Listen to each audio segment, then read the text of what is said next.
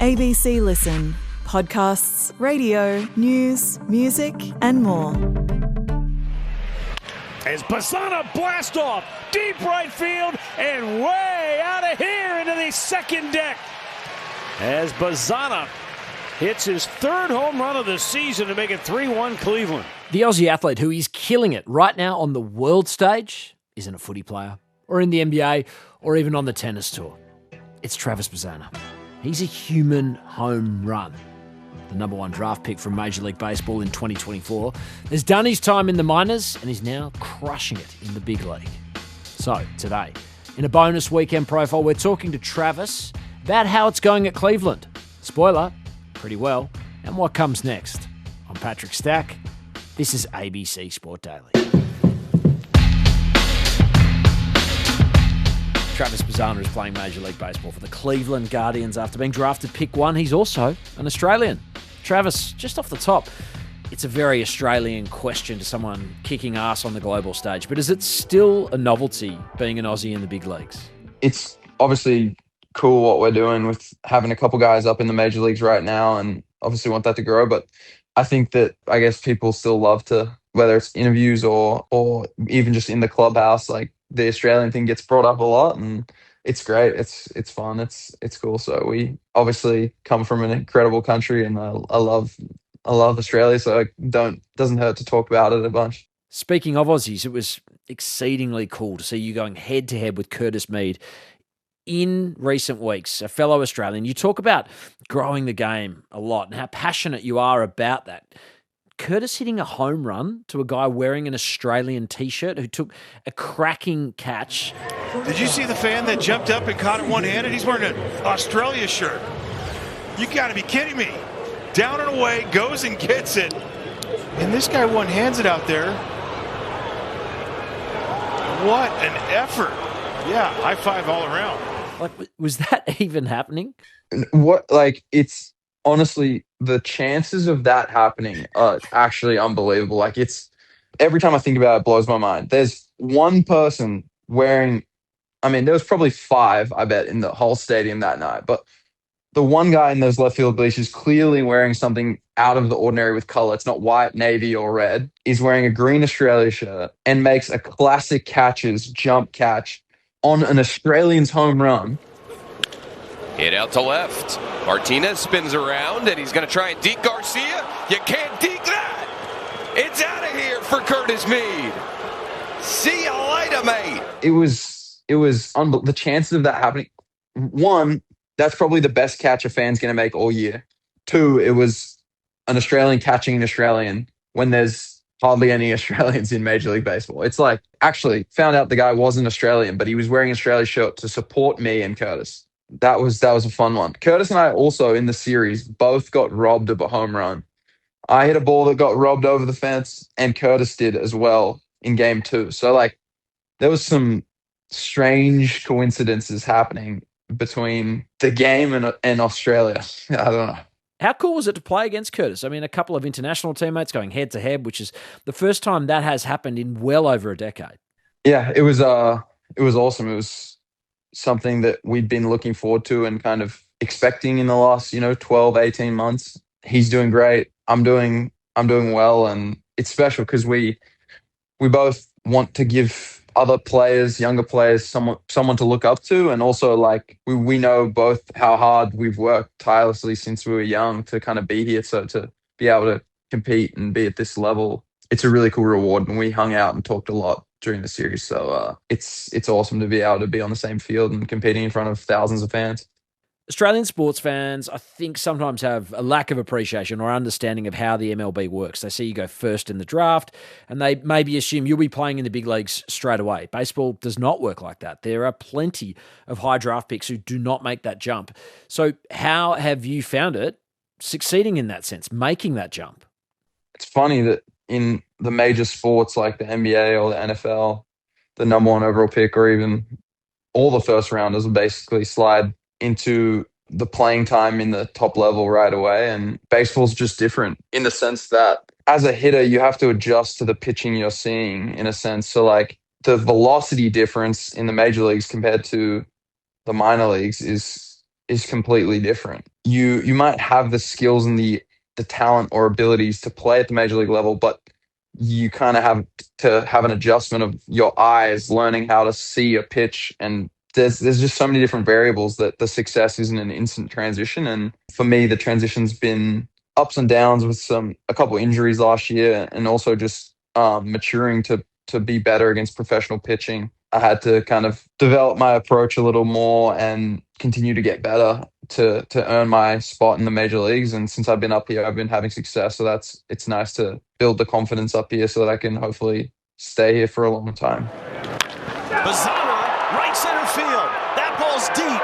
That ball's gone. First big league homer for the Aussie. We hear a lot about like pitch recognition and plate discipline being the sort of key jump points where you make progression. How do you work on those things when you're trying to make the jump or the bridge from minors to majors? The biggest part about that is understanding where your best pitches and locations to hit are, and also the value of swinging or taking certain pitches. So like some people understand the game in the sense that like you want to swing at strikes and you don't want to swing at balls. But in some cases or some counts or situations in the game, like you might want to be even more selective than just strikes and balls and like know where you hit, the most slug, the most doubles and home runs. So for me, like I'm generally better on the inner third of the plate, so something closer to me. So I'm trying to swing there often and take other stuff and let the walks come and be patient. There's so many different parts to the pitch recognition and approach thing, but learning how you can be the best version of yourself is like understanding yourself and understanding what the pitch is going to do and kind of combining those things for getting on base as much as you can and also hitting the guys that are on base in. It sounds to me like you're a pretty deep thinker, big on baseball IQ. How much of what you're doing right now is mental versus physical? Because it sounds as though you are utterly dialed in on the mental side of things. The mental side is kind of everything. Like if it's the same across a lot of sports and honestly most things in life, that like if you walk into a situation or a challenge with really low confidence or bad preparation, you probably fail. So in baseball, if you go up there and are trying to hit every pitch at once and you're trying to force an outcome, it's tough. So you got to be reactive, and in your kind of purest athletic ability, let that come out by just trusting yourself. But that comes from obviously time preparing mentally and physically and having a good plan for how you're going to win that at bat or that day. You seem like a pretty modest guy, but from what we are watching from afar, you're absolutely flying. And the hype that is building around you is clearly noticeable. You're making it look easy. But one thing that kind of boggles my mind after all these years as a casual baseball fan is the sheer volume of games. Even organizing this conversation with you, your PR person sort of said, just check the schedule for a day off. And I look at it, you got about 2 in a 3-week window. Everyone assumes you are living the dream. And I'm sure that's very much the case. But can you take us through what your life is like and the kind of grind of it? Yeah. So the Major League Baseball schedule there's nothing like it in sports, really. We play, I want to say it's like 162 games in approximately 180 something days. Maybe 8 out of 9 days or 7 out of 8 days you're playing, and 1 out of 8 or 1 out of 9 you get a day off over the course of 6 or 7 months. And it's unbelievable. I mean, for me, like we've had 13 games in a row or 16 games in a row stretch up to this off day.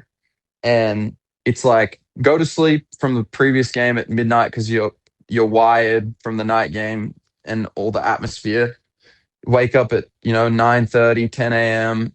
because get a full sleep, trying to recover. That's like super important. And then it's get breakfast, maybe go for a walk, and soon enough, like you've just got going, get the morning going, and you're at the field by 12:31, maybe 2 p.m. just to be preparing for a 6 or 7 o'clock game.